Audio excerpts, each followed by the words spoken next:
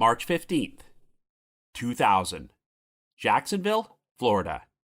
After completing her shift at a hospital pharmacy, 27-year-old Tina McQuaig drives out of the parking garage, but she never returns home, and 4 days later, her abandoned car is discovered in a Wal-Mart parking lot.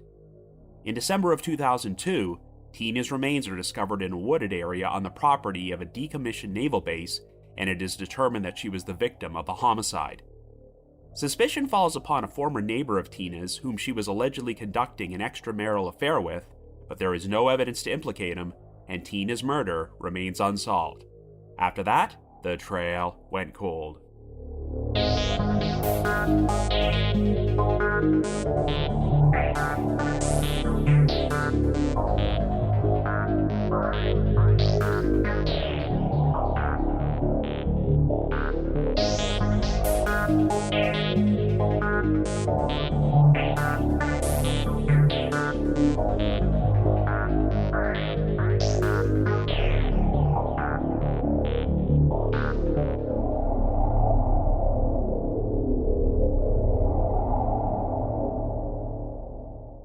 Hello everyone, and welcome to our latest episode of The Trail Went Cold. I'm your host Robin Werder, and on this episode, we're going to be exploring a missing persons case in which the victim's remains were eventually found. The 2000 disappearance and murder of Tina McQuaig. This story was featured on an episode of the true crime TV series Disappeared, titled The Wedding Ring, but while Tina is no longer missing, this is technically only a half-solved mystery since we still don't know who is responsible for her death. While it's not uncommon for victims who were profiled on Disappeared to be found after their episode originally aired, this is one in which the victim's remains were found long before the episode was even shot, and this may be why it seems to be one of the more lesser-known and least discussed cases ever featured on the show. Tina worked as a pharmacy technician at a hospital in Jacksonville, Florida, but went missing after security cameras captured her driving out of a parking garage, and her abandoned vehicle would be discovered in the parking lot of a Wal-Mart where she was not known to shop. While Tina's husband was never considered to be a suspect, she appeared to be unhappy in her marriage, and rumors would come out about her having conducted extramarital affairs with at least 2 separate men. The day after Christmas in 2002, Tina's remains were found on the property of a decommissioned naval base called Cecil Field, which was located 8 miles away from this Wal-Mart. And one of her male neighbors, whom she was suspected of having an affair with, just happened to be employed there at the time she went missing. Regardless, there was no evidence to implicate this man or anyone else in Tina's murder, so the investigation has pretty much remained at a standstill for the past 2 decades. Just a week and a half before the release of this episode, we officially passed the 25-year anniversary of Tina's disappearance, so I thought now would be a good time to cover her story on the podcast. In addition, after I finish talking about Tina's case, I'm going to take a few moments to discuss another unsolved cold case from Jacksonville, and that's the 2002 murder of 35-year-old Mary Petersen, who was strangled to death inside her bedroom in the middle of the night while her children were in the house. However, before we get started, just a quick reminder that The Trail Went Cold is a weekly podcast, which is currently available for download on several platforms, including Apple Podcasts, Spotify, Amazon Music, YouTube Music, Podcast Addict, and more. So if you like this podcast, be sure to subscribe to it, and please leave us a rating or review on any of those sites to help spread the word. The Trail Went Cold is on Patreon, so if you would like to learn how to support the show, please visit our page at patreon.com/thetrailwentcold. For as little as $1 a month, you can garner access to exclusive rewards, including stickers and thank you cards, early access to episodes, and bonus content, as our Patreon page has around 80 exclusive bonus episodes in our archives, which are not available in our regular feed. So with all that out of the way, let us now delve into the murder of Tina McQuaig.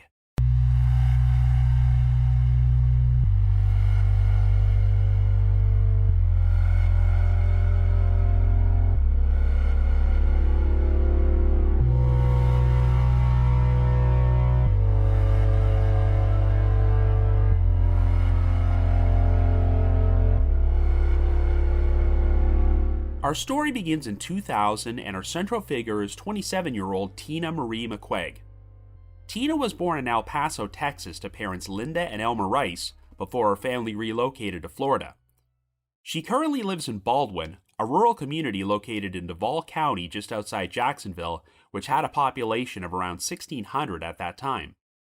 For the past 5 years, Tina has been married to her high school sweetheart, Tina McQuaig, whom she originally met when she was 15 years old, and the couple have a 4-year-old son named Tyler. At this particular point, the McQuaigs live in a mobile home on a property owned by Otis's brother, and since a number of their family members and friends reside in the area, they often get together for such events as birthday parties and cookouts virtually every weekend. Tina works as a pharmacy technician at the Shands Jacksonville Medical Center and is studying for a certification exam so she can become a full-fledged pharmacist. Otis is training to become an air conditioning mechanic, and on the morning of March the 15th, he would leave his home in order to take his certification exam. That same morning, Tina dropped Tyler off with Otis's sister, who lived next door and often functioned as their babysitter, before she drove to the Shands Jacksonville Medical Center in her blue 1992 Nissan Sentra. Tina's shift began at 8:30 a.m., and according to her coworkers, she seemed happy and upbeat throughout the day, and nothing seemed out of the ordinary.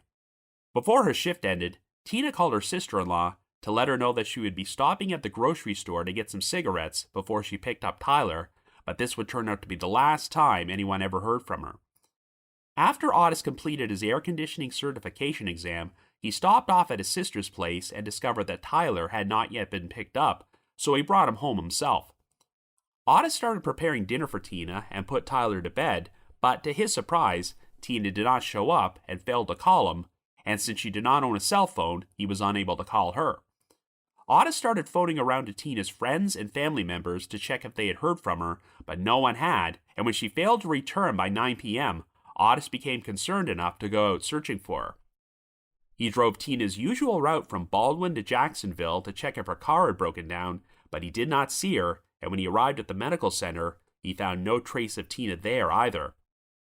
Otis then drove back home and arrived at 10:30, but since Tina was still not there, he finally contacted the Jacksonville Sheriff's Office in order to report her missing, but they told him that she would need to be gone for at least 24 hours before they could file the report. Well, Tina did not resurface by morning, and even though she had another shift scheduled at the pharmacy, she failed to show up for it and never called anyone. Otis contacted the sheriff's office again and attempted to convince them to launch an investigation before the 24 hours had passed. It was not until Tina's father Elmer got on the line and aggressively told the police how out of character it was for Tina to disappear without telling anyone that they decided to officially classify her as missing. Investigators then went to Shands Jackson Medical Center to check surveillance footage from the previous day, and it showed Tina getting off an elevator into the parking garage at 4:49 p.m. shortly after her shift ended. She then walked to her car and climbed inside before driving out of the garage, and the surveillance footage confirmed that she was alone the entire time. However, an extensive search effort failed to turn up any trace of Tina or her car. Well, 3 days later, on March the 19th, one of Tina's friends, who had read about her disappearance in the newspaper, came across her abandoned Nissan Sentra in the far west corner of a Wal-Mart parking lot located on Normandy Boulevard in Jacksonville. Tina's family found this to be unusual since she never shopped at that particular Wal-Mart, and it was out of the way from the route she normally drove home from the medical center. Even though the Sentra was unlocked, Tina's keys and purse were missing. The vehicle had not been damaged or vandalized, and there were no apparent signs of foul play, but the police processed it for evidence and turned up some unidentified fingerprints and fibers. Since the Sentra was parked near the entranceway adjacent to Normandy Boulevard, this seemed to imply that Tina could have met another person there and left in their vehicle, but her family did not believe that she would have left voluntarily or abandoned her son, as she had recently signed up Tyler for his first season of T-ball and was looking forward to attending his games. While a K-9 unit was brought in to search a wooded area near the Wal-Mart parking lot, it failed to turn up any trace of Tina.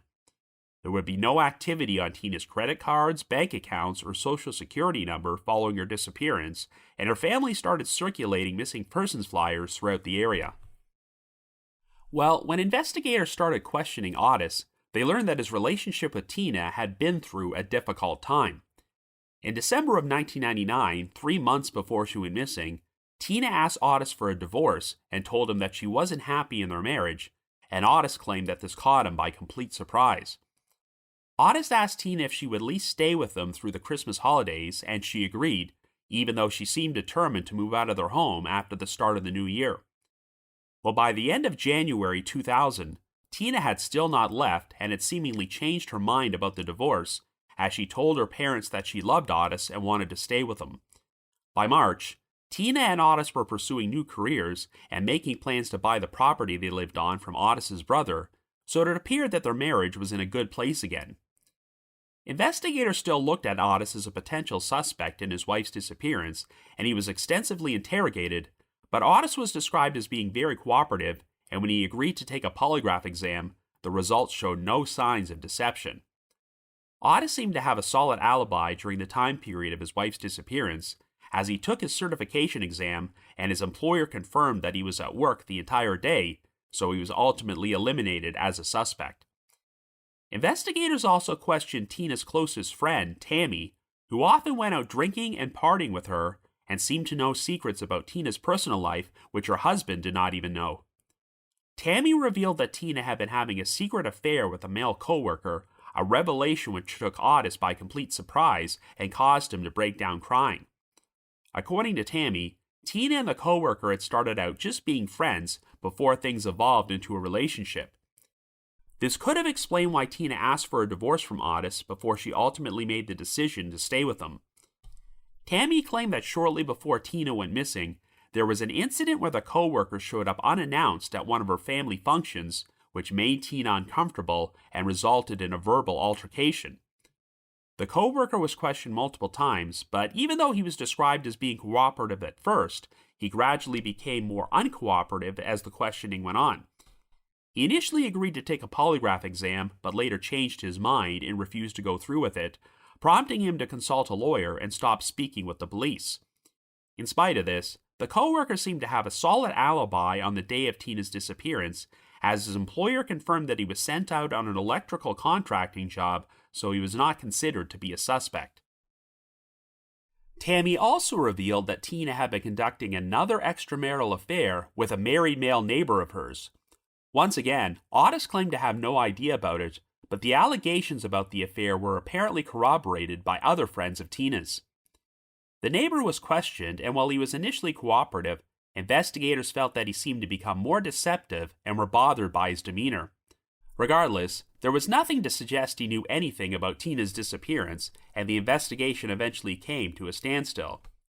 In October of 2000, Elmer and Linda Rice gave an interview to the press in which they revealed that they were both on extended leave from their jobs because of their daughter's disappearance and taking medication because of the stress and depression. Linda eventually found a way to cope with the situation by starting up a foundation to help the families of other missing victims. Tina would remain a missing person for nearly 3 years, but on December 26, 2002, a land surveying crew came across some human remains in a wooded area just outside Jacksonville. This particular area had been on the property of Naval Air Station Cecil Field, a military base which had been decommissioned 3 years earlier. Since the spot was located only 8 miles from the Wal-Mart where Tina's car had been abandoned, there was immediate speculation that the remains were hers. In fact, a wedding ring and a wristwatch were found near the remains, and Tina's family identified these items as belonging to her. The remains were turned over to the University of Florida's Anthropology Department, and on March 10, 2003, it was announced that DNA testing had positively identified the victim as Tina. Since the remains had been out in the elements for nearly 3 years and scattered around by animals, and there were no obvious signs of trauma, the Duval County Medical Examiner's Office was unable to determine Tina's exact cause of death. However, the authorities did announce that they were certain Tina had been the victim of a homicide by violence. Well, investigators turned their focus back towards the former neighbor of Tina's, whom she was alleged to have been romantically involved with, as it turned out he had been employed at Cecil Field at the time of her disappearance. Even though the base had been decommissioned by that point, it was still not open to the general public, and employees would have had easy access to the property without having to sign themselves in and out at the gates. Even though Tina's friends and family were reluctant to believe that this man would have been capable of harming her, Otis recalled that in the days and weeks following Tina's disappearance, a number of people showed up at his home to show their support, yet even though the neighbor had been a frequent guest there in the past, he never paid Otis a visit or made any attempt to contact him or offer his sympathies.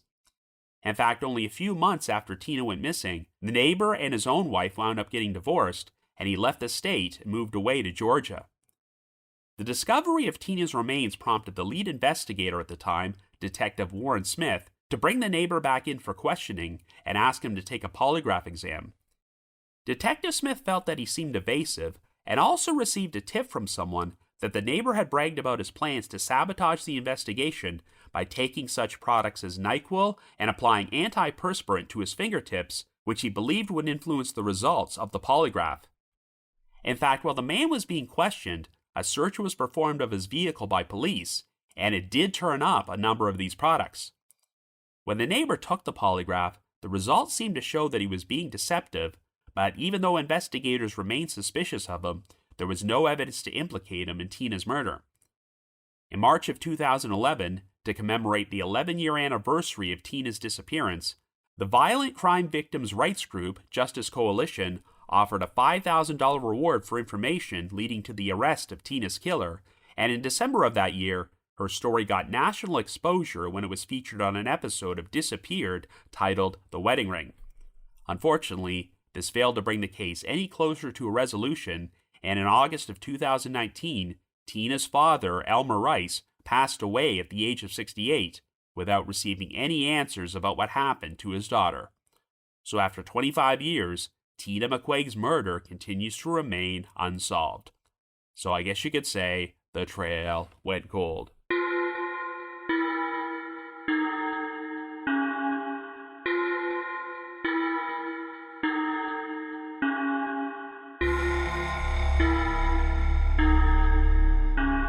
So like I mentioned in the intro, this seems to be one of the more forgotten and least discussed cases featured on Disappeared, and it might be due to the fact that the victim's remains were found years before the episode was made, and there don't appear to have been any major developments in the investigation since the episode originally aired.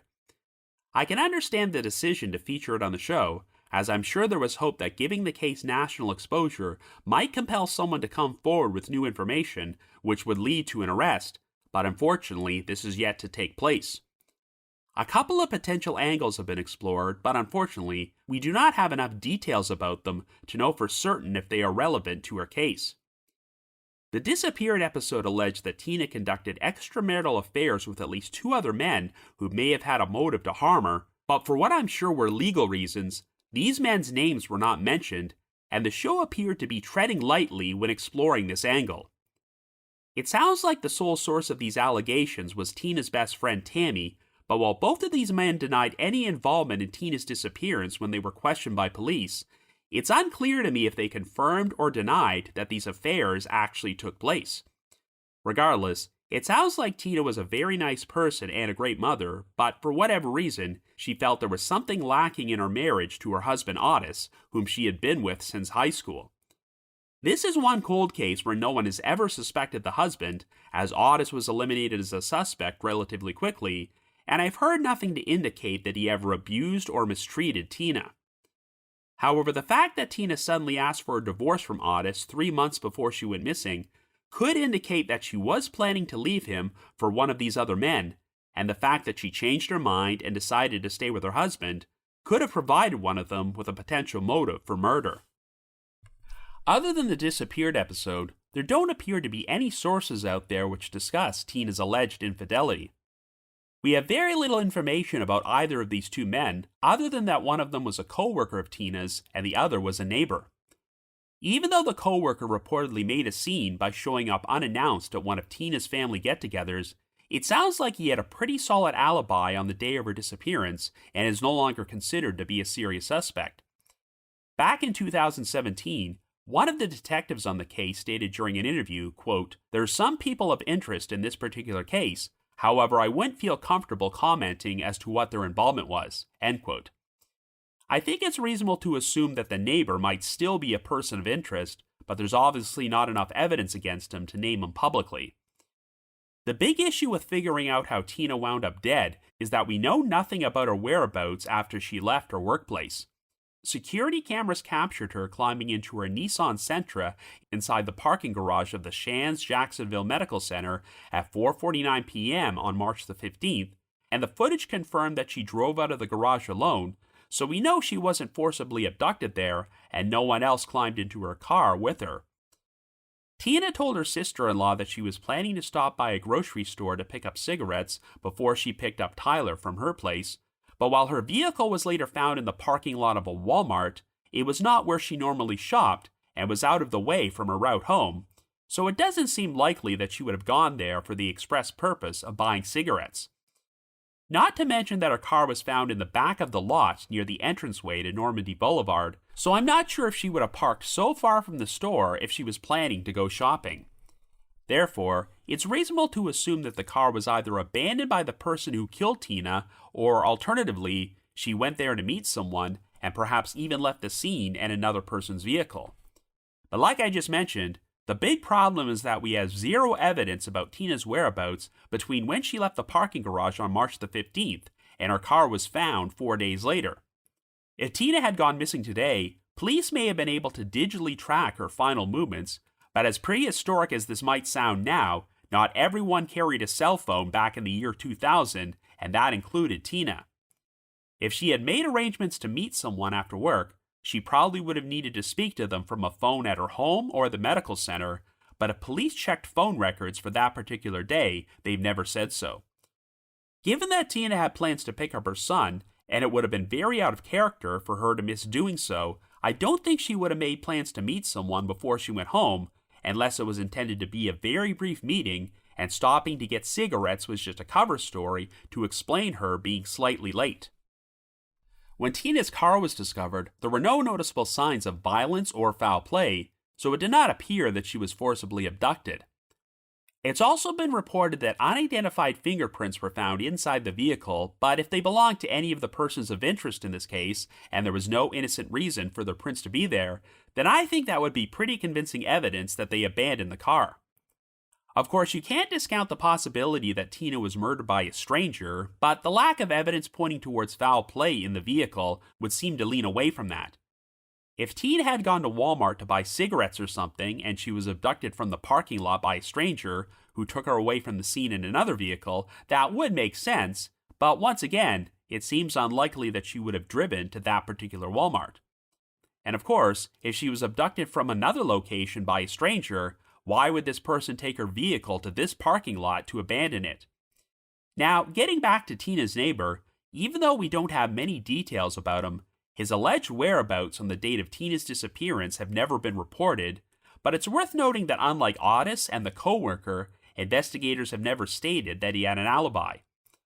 We also know that this guy was married, but got divorced from his wife in the months after Tina went missing, and they both subsequently moved out of the area, with the neighbor going so far as to relocate to Georgia.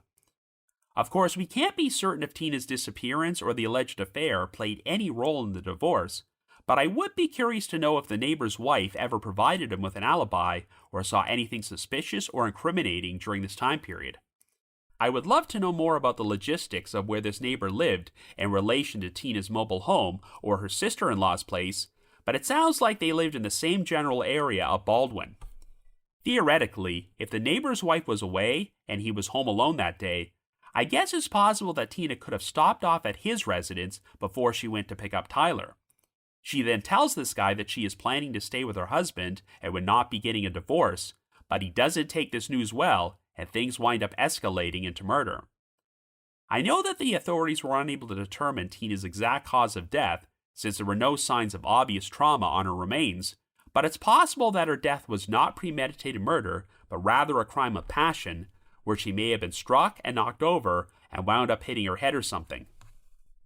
Of course, that's all just speculation, but I do find it to be quite a troubling coincidence that the neighbor was an employee at Cecil Field at the time of Tina's disappearance, and her remains were eventually found in a wooded area on the base's property. If that wasn't enough, this spot was only 8 miles down the road from the Wal-Mart where Tina's car was abandoned.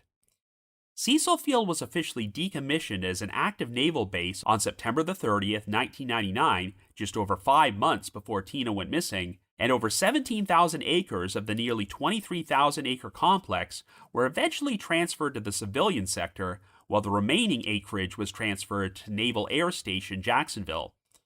The whole process took about 3 years, and today, the civilian area is known as the Cecil Commerce Center and includes the Cecil Airport. However, while the land is easily accessible to the general public today, that was not the case back in March of 2000, and if you were a civilian, it sounds like it would have been a very unusual place to dispose of a dead body if you weren't trying to attract any attention. It's unclear what kind of job the neighbor worked at Cecil Field at that time, but since it was no longer an active military base, I'm getting the impression that it would have been a lot easier for an employee to move around the area freely without having their movements monitored.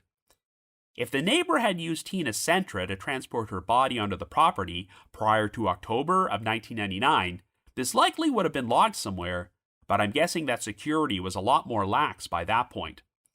After disposing of Tina, the perpetrator could have driven her car back down the road to the Wal-Mart and abandoned it in the parking lot before he found his own transportation back home. Now, it's been reported that even though the neighbor used to be close with the McQuaig family, he kept his distance from them after Tina vanished and never made any contact with Otis to offer his sympathies.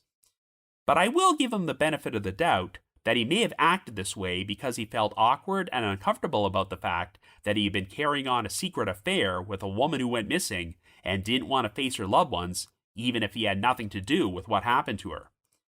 Given how unreliable they are, I don't begrudge potential suspects for not wanting to take a polygraph exam, but I do find it troubling that he was apparently planning to use such products as NyQuil and antiperspirant on his fingertips in order to influence the results of the test. That strikes me as infinitely more suspicious than someone refusing to take a polygraph at all. I will reiterate that even though there is no conclusive evidence that the neighbor committed this crime, I would say that with all the information we have, this scenario would make the most sense. However, police have never directly pointed the finger at him, so for all we know, perhaps they have their own ideas about what happened to her. Whatever the case, Tina certainly deserves justice, and her loved ones deserve conclusive answers, and this might not happen unless the right person comes forward. So if you happen to have any information about the murder of Tina McQuaig, please contact the Jacksonville Sheriff's Office at 904-630-0500. That's 904-630-0500. You can also call the First Coast Crime Stoppers tip line at 1-866-845-TIPS. That's 1-866-845-8477. So now I'm going to take a few moments to discuss another cold case from Jacksonville, and that's the 2002 murder of 35-year-old Mary Petersen. Mary worked as a corporate accounting manager at the Brooks Rehabilitation Hospital, while her husband Don Petersen was a pharmaceutical rep. Mary and Don had an 8-year-old son named Donnie and a 5-year-old daughter named Rachel, but at this particular point, the couple had been separated for 4 months and were in the midst of some contentious divorce proceedings. As a result, Mary and her 2 children have been staying with her parents, Bill and Fran Futrell. On May the 27th, which happened to be Memorial Day, Mary, Donnie, and Rachel returned to their family's home on Oak Landings Drive in the Fort Caroline Shores neighborhood, as Don was spending the holiday weekend at a friend's house, and Mary wanted to use this opportunity to pack up some clothes. Mary had been planning to bring the kids back to her parents' place, but she phoned her mother and told her that she had changed her mind and they were going to spend the night at their house. Even though Fran was invited to join them, she decided to stay home, but after the call ended, this turned out to be the last time she ever spoke to her daughter. At around 7:30 a.m. on the morning of May the 28th, Donnie woke up and went into his mother's bedroom. Mary was lying face down in her bed, and Donnie initially assumed that she was still sleeping, so he climbed into the bed and tried to wake her up by telling her he was hungry. But when Donnie rested his head on his mother's stomach, he realized she was not breathing. Donnie picked up the nearest phone and attempted to call 911, but the phone was not working, and it would later turn out that it had been unplugged. Donnie then proceeded to wake up his sister, and after they got dressed, he took her to a neighbor's house in order to seek help. Police and paramedics were summoned to Mary's residence, and shortly after they arrived, she was pronounced dead at the scene. It soon became apparent that she was the victim of a homicide, and her cause of death was determined to be asphyxiation by strangulation. It's been reported that Mary's bedroom appeared as if she had recently been intimate with someone, or it was made to look that way. There were no signs of forced entry at the residence, and the child-proof locks on the doors were still in place, but Mary's car, a gray Dodge Intrepid, was found abandoned down the road about a mile away. A homicide investigation was launched by the Jacksonville Sheriff's Office, and they immediately turned their suspicions towards Don Petersen, as he had been scheduled to have his final mediation with Mary before their divorce became official. According to Don, his job as a pharmaceutical rep required him to be away from home 2 or 3 nights a week, which caused friction in the marriage, but he claimed that Mary had asked him for a divorce completely out of the blue, and he hoped there would eventually be a reconciliation. However, it became apparent that Mary was going to be granted custody of their 2 children, and Don would be ordered to pay $1,450 a month in child support. It also turned out that Don had been seeing a specialist to deal with issues involving pornography addiction and was fighting to keep those records away from Mary's attorneys. Likewise, Mary had been seeing some counselors who wrote to the judge overseeing the divorce proceedings in order to oppose the sharing of her records with Don. They said that requiring Mary to participate in counseling with her husband could place her, quote-unquote, at risk of psychological harm, and Mary's murder took place only 1 week before the judge was set to hear these arguments. Even though Mary's divorce filings did not allege that there was any abuse in the marriage, some of Mary's co-workers claimed that she was afraid of her husband, and her biggest fear was the idea of Don raising her kids. In the weeks following the murder, one co-worker named Frida McMillan went to the police and told them that Mary had once said to her, quote, "If something happens to me, you'll have to be my voice." McMillan also recounted an incident from work where she walked into Mary's office and saw Don kneeling next to her chair with his hand over Mary's mouth. For his part, Don denied these allegations and accused Frida of being a, quote-unquote, busybody who was not even that close to Mary. When questioned by police, Don's alibi was that he was staying at a friend's house on the night of the murder, which was located just around the corner from Mary's house.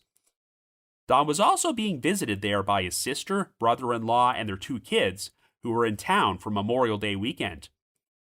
Don said that on the evening of May the 27th, he had been watching television with his brother-in-law and fell asleep on the couch at around 11 p.m., and his family backed up his story. Don initially agreed to the police's request to take a polygraph exam, but changed his mind once he was told that they would not allow his attorney to be present in the observation room. Since Mary was killed, Don received full custody of their 2 children and moved out of Jacksonville with them to Deerfield Beach, over 300 miles away.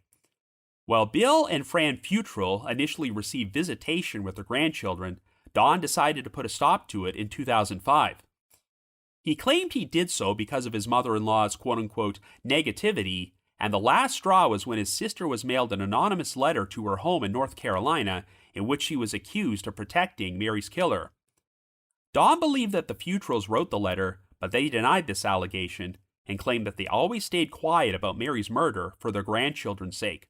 After visitation stopped, Bill and Fran said they routinely called Don to check on Donnie and Rachel and would send the kids birthday and holiday gifts, but they never heard back from them.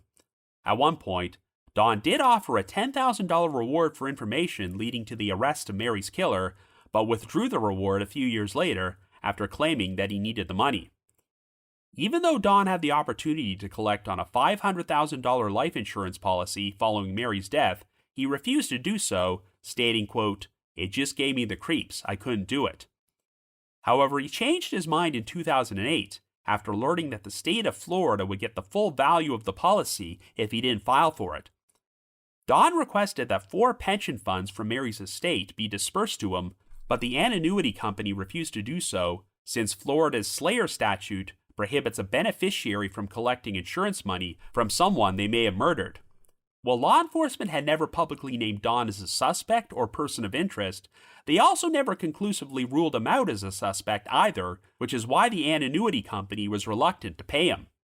Believe it or not, the case returned to the spotlight in 2009 when Don made an attempt to run for mayor of Deerfield Beach. He continued to deny any involvement in Mary's murder and said that he welcomed his mayoral campaign bringing newfound publicity to the case and increasing the chances of it being solved, but he failed to win the election. In the years following her daughter's death, Fran Futrell spent many years volunteering with the Justice Coalition Victims' Rights Group and lending her support to other Jacksonville families who had been impacted by violent crime. In 2024, shortly after reaching the age of 77, Fran announced that she was taking a step back from her advocacy work and said that since most of the original detectives from Mary's case have either retired or moved on, she has no idea where the investigation currently stands. Fran has stated that since her grandchildren, Donnie and Rachel, are now adults, she hopes that they will have the resolve to examine their mother's case someday and bring her killer to justice. But for the moment, Mary Petersen's murder continues to remain unsolved. So I guess you could say the trail went cold. Okay, I hate to make light of this whole situation, but if you're a true crime follower, you probably know that there's always been a running gag in the community about how you should never marry a man with the last name Petersen. This is largely due to the fact that there are so many high-profile cases out there in which someone named Petersen has been convicted of murdering their wife. Scott and Lacey Petersen, Michael and Kathleen Petersen, and of course Drew Petersen, who was convicted of murdering his third wife, Kathleen Savio, and remains a suspect in the disappearance of his fourth wife, Stacy Petersen. This particular case is nowhere near as well known as those other ones, and rather than ending with the letters S-O-N, this particular Petersen ends with the letters S-E-N. However, the same general principle applies, because even though Don Petersen has never formally been named as a suspect or person of interest in the murder of Mary Petersen, you cannot deny that their marriage was not in a good place, and that Don definitely had a motive to commit the crime. Now, obviously, Don is innocent until proven guilty, and there does not appear to be any direct evidence implicating him in the crime, but man, it sure seems like quite a coincidence that Mary would file for divorce from him and move out of their house for months, but then the one time she returns to the house and spends the night there, she gets strangled to death in her own bed. Not only that, but her two kids are left unharmed, and there are no signs of robbery, forced entry, or sexual assault, so what reason would a random intruder have had to do this? Not only that, but the perpetrator went to the trouble of unplugging the phone in Mary's bedroom, which points to premeditation. I'm always heartbroken by cases in which a victim is murdered or goes missing under these circumstances and their suspected spouse gets custody of their children, but then does not allow the victim side of the family to see them. That's pretty much what happened to Bill and Fran Futrell, as they not only had to lose their daughter, but wound up losing visitation with their two grandchildren. For years afterward, they stated during interviews that they had not seen or spoken with Donnie or Rachel since 2005, and for all we know, even though they're now grown adults in their mid to late 20s, that might still be the case today. Since neither of them have ever publicly commented on their mother's murder, I have no idea what they might think of the situation, but if Don was ever charged with this crime, I'm sure the prospect of losing both parents would be incredibly traumatic for them. Now, in fairness to Don, even though Mary supposedly told people that she was afraid of him, it does not sound like she ever accused him of being abusive or violent in her divorce filing, though we do have the account from her co-worker, Frida McMillan, who claimed that she once walked into Mary's office and saw Don holding his hand over Mary's mouth. If that story is true, it's particularly unsettling when you consider that Mary's exact cause of death was asphyxiation by strangulation, which definitely seems like a more personal crime rather than one committed by a stranger. It's interesting how it's been reported that Mary's bedroom appeared as if she'd been intimate with someone, or it was quote-unquote made to look that way, and I'd love to have more context about what they mean by that. They've never mentioned sexual assault, but was the scene staged to make it appear that someone else was with Mary in her bed that night? Well, if Mary did invite someone over to the house for an intimate evening, that could explain the lack of forced entry, but her kids never mentioned anyone else being there, and nothing has ever come out about Mary beginning a relationship with another person while she was separated from Don. But even if she did, Mary was not residing in that house at the time and was only staying that one night, so it doesn't make much sense for her to bring someone over for sex while her kids are there. The phrase, quote-unquote, made to look that way implies that someone may have staged things to make it look like Mary was murdered by an intimate romantic partner in an attempt to mislead the investigation. The one detail which would seem to point towards an intruder being responsible is Mary's car being found a mile away from the residence, but why would some burglar steal her vehicle and then drive it such a short distance before abandoning it? Well, Don always maintained that he had an alibi on the night Mary was killed, as he claimed he was at a friend's house and fell asleep on the couch at around 11 p.m. while watching television. His sister and brother-in-law apparently verified his whereabouts, but of course, it's easy to remain skeptical when one's own family functions as their alibi, and I know that Don's sister received an anonymous letter accusing her of covering for her brother. However, even if Don's relatives are not intentionally lying, I have to assume that they went to sleep themselves at some point, so how could they be 100% certain that Don was there the entire night? For all they know, Don could have left the house at some point, committed the murder, and then returned while his sister and brother-in-law were sleeping, and they may not have even noticed he was gone. It's been reported that the friend's residence was located just around the corner from Don's house, so he easily could have walked there in the middle of the night if he wanted to kill Mary.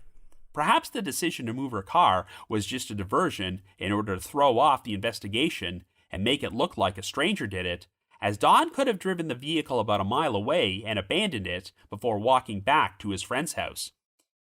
The fact of the matter is that Don was the person who had the most to gain from Mary's death, as he was likely going to lose custody of their two children and be forced to pay over $1,400 in monthly child support. In addition, if the divorce proceedings went any further, it sounds like some potentially embarrassing information about Don was going to wind up on the record, such as him having an addiction to porn. In the end, Mary's murder pretty much allowed Don to get everything he wanted, but if he is guilty, the fact that he was brazen enough to run for town mayor years later shows that he probably believes he committed the perfect murder. Now, Bill and Fran Futrell have never flat out accused Don of murdering their daughter, but in recent years, they have sent out a public plea for information for any witnesses who might have seen someone walking through the Fort Caroline Shores neighborhood between 12:30 and 5 a.m. on the morning of May the 28th, 2002. If Don is the killer and he drove Mary's car away from the scene in order to abandon it, he would have been required to do a lot of walking through the area that night. And if any witnesses saw him, well, that pokes a major hole in his alibi that he was sleeping on the couch the entire time. Law enforcement have been very secretive about this case over the years and have not shared much with the public, but for all we know, they may have their own ideas about what happened, but just lack the evidence to make an arrest and need a good tip to break the case wide open. So if you happen to have any information about the murder of Mary Petersen, you can once again contact the Jacksonville Sheriff's Office at 904-630-0500. That's 904-630-0500. Or you can call the First Coast Crime Stoppers tip line at 1-866-845-TIPS. That's 1-866-845-8477.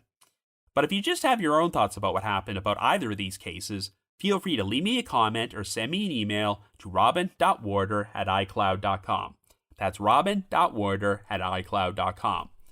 Now, the reminder that The Trail Went Cold is on Patreon, so please visit patreon.com/thetrailwentcold to learn how you can support our podcast and become eligible for some pretty neat rewards. Over the past 7 years, our Patreon page has released over 80 exclusive bonus episodes, which are all currently available in our archives for our patrons in tiers 2 and 3. This past month, I released a bonus episode about the bizarre story of Monica LeBeau, who discovered that the couple who raised her during her childhood were not actually her birth parents, so she began to suspect that she had been abducted from her real family. I've also dropped an exclusive bonus episode from my spin-off podcast, The Path Went Chilly, in which myself and one of my co-hosts, Jules, discuss the 1980 murder of Sherry Jarvis, a victim who was formerly known as the Walker County Jane Doe. And for our patrons in Tier 3, I've recorded another new audio commentary track which can be played over a classic episode of Unsolved Mysteries, and we now have over 70 of these commentary tracks in our archives. I'd also like to give a shout out to our most recent listener who has signed up with us on Patreon this week, named Aster, so thank you so much for your support. I'd also like to provide one final reminder that just over 1 week from now, The Trail Went Cold will be appearing at a new event called AdvocacyCon, which is taking place from March the 28th to the 30th at the Indianapolis Marriott East Hotel in Indianapolis, Indiana. It's being put together by fellow podcasters Eric from True Consequences and Melissa and Whitney from Navigating Advocacy, and is intended as a platform for the families of missing and murdered victims. We have a specialized promo code you can use to get a discount on tickets, so if you would like to attend, please visit their website, advocacycon.com, and use the code TRAIL10 to get 10% off. Once again, the website is advocacycon.com, and the promo code is TRAIL10 for 10% off tickets. I just wanted to give another shout out to my supporters at the Unsolved Mysteries message board at the Sitcoms Online forum and the Unresolved Mysteries subreddit. I need to provide a big thanks to McGill Foote, who edits and assembles this podcast together for me, and Vince Nitro, who composes the eerie music you hear on every episode. If you haven't already, you can like us on Facebook, follow us on Twitter and Instagram, or leave us a rating or review on Apple Podcasts, Spotify, Amazon Music, YouTube Music, Podcast Addict, or whatever your favorite podcasting platform is. Anyway, if you've followed this show for a long time, you'll know that whenever I attend a podcasting event, I often like to feature a cold case from the event's host city that very same week. So to commemorate my upcoming appearance at AdvocacyCon, our next show will be covering an unsolved mystery from Indianapolis. So have yourselves a great week and join us next Wednesday for another brand new episode of The Trail Went Cold.